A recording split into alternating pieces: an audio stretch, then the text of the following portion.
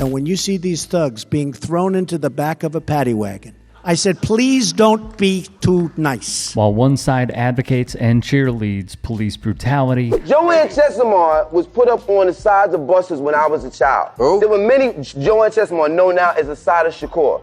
Okay, there are many people in my community, Assata Shakur. I don't know who that is. Right, okay, Assata Shakur is currently living in exile in Cuba. She was a former Black Panther. She was accused of murdering police in New Jersey.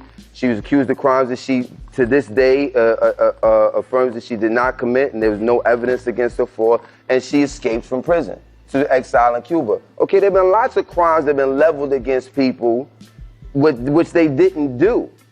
And I come from a community where that happens routinely. guys like Yasiin Bey give their lived experiences and how it resonates today. And yes, by the way, they are trying to take away our history and our heritage. You see that. Because you see, while the "we must take the country back" bigotry-filled movement possesses the loudest bullhorns, Form community, or have experiences, or share ideas.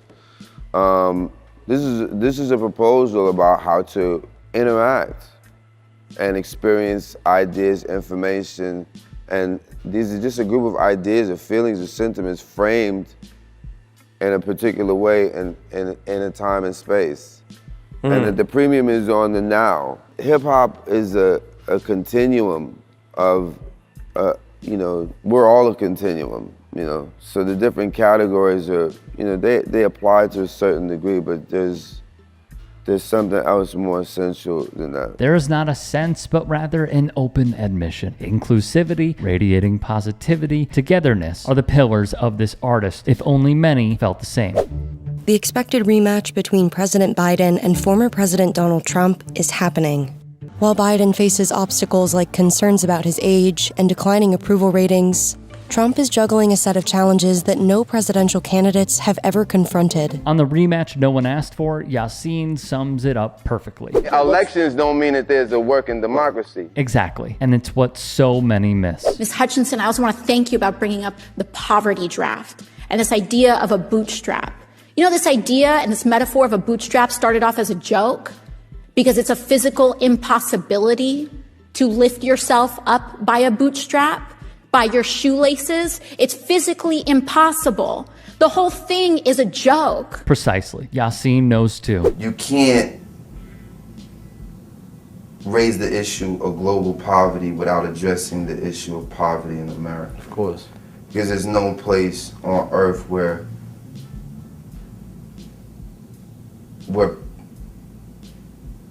poverty is so displaced. I mean, So the difference is so there large. shouldn't be any poverty in the Absolutely. nation with this resource and this type of development. And But you why can go be so so far close. when You just walk down the street. Think globally, act locally. I mean, you don't have to go to Africa to see loads of poor Africans. Yeah.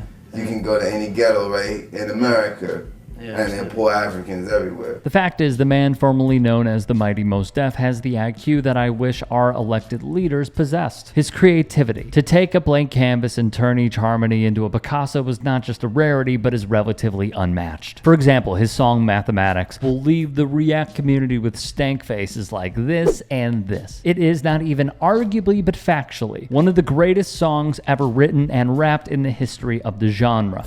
Mathematics in particular is incredible for its lyricism and musicality. He pays homage to Alvin Toffler, specifically his book Future Shock, which according to the New York Times was the first in a trilogy of best-selling books forecasting how people and institutions would contend with the immense strains and soaring opportunities of accelerating change. From Keith Schneider. His predictions about the consequences to culture, the family, government, and the economy were remarkably accurate. He foresaw the development of cloning, the popularity and influence of personal computers, and the invention of the internet, cable TV, and telecommuting. Essentially, Yasiin is echoing Toffler, calling his shot many, many years ago, that mankind is going to suffer from the technological advancements society will give. And he has largely been right. He gives a nod to the 1974 film The Towering Inferno, with how poorly the building was constructed, and using it as a metaphor to what what many minorities face in America, that they are in places that are primarily disadvantaged, thus living in hell, equating fire from the inferno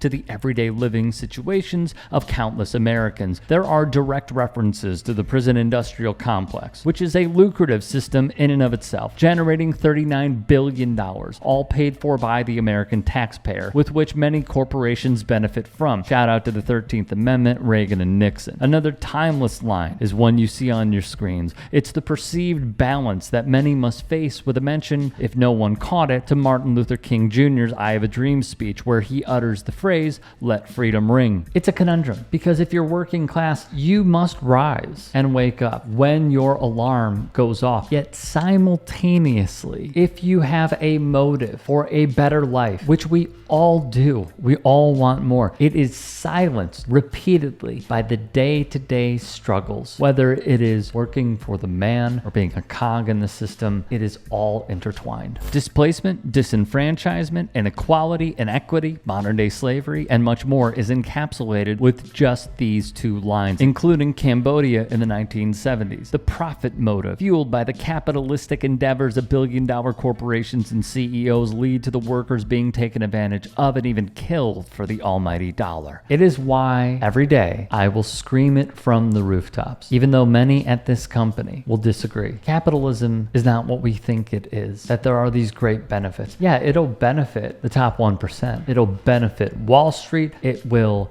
benefit those who run multi-million or billion-dollar companies, but it is not the way. You cannot have a moral argument with capitalism because it has led to so many downfalls within our society. Even as a sign artist, he takes aim at record labels, taking their unearned share of the pie, leaving Yasiin and many others with little in the end. Look no further than the case studies of TLC and De La Soul, to name a few. A line that we've discussed over and over and over again. The military budget in this country is absurd, yet all we hear is constant fear-mongering to justify the unjustifiable, spending so much money on defense contractors that rake in record profits, while we starve and can't afford diapers per se, and can't even get health care. Yasiin makes references to Gary Webb, the crack epidemic in the 1980s, the failures of the criminal justice system, specifically how a defendant could go in front of a judge for a short time, Yasiin uses 5 minutes, and be sentenced to years in prison. The power of cell phones, and inexplicably, the wiretapping from our own government is also mentioned, with a nod to Michael Jackson's song, "You Are Not Alone," in that essentially,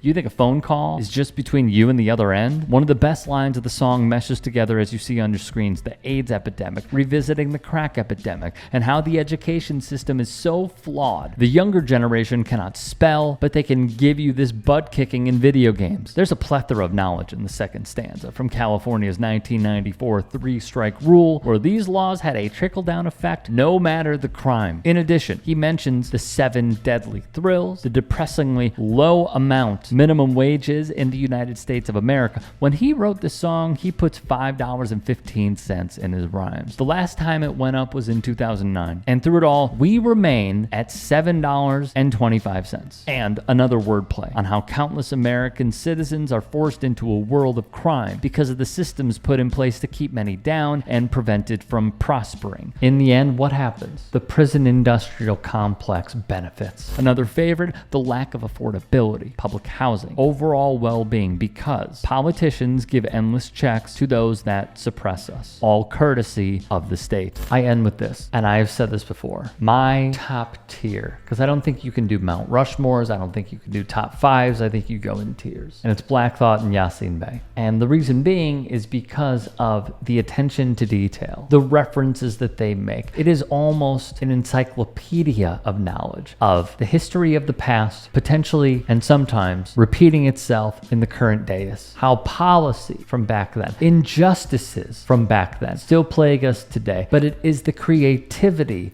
that separates the haves from the have-nots, the top tiers to the bottom tiers. There is a wide amount between those that personally I value ever so greatly and those that'll get play on the radio because you can bop to it. Just my opinion.